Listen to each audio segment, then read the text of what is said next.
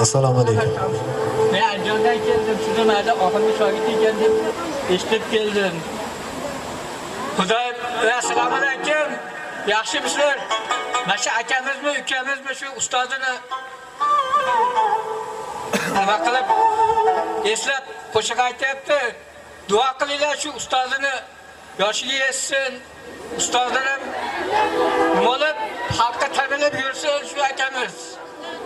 To'xtama qorim, to'xtama, nomardlarga o'xshama.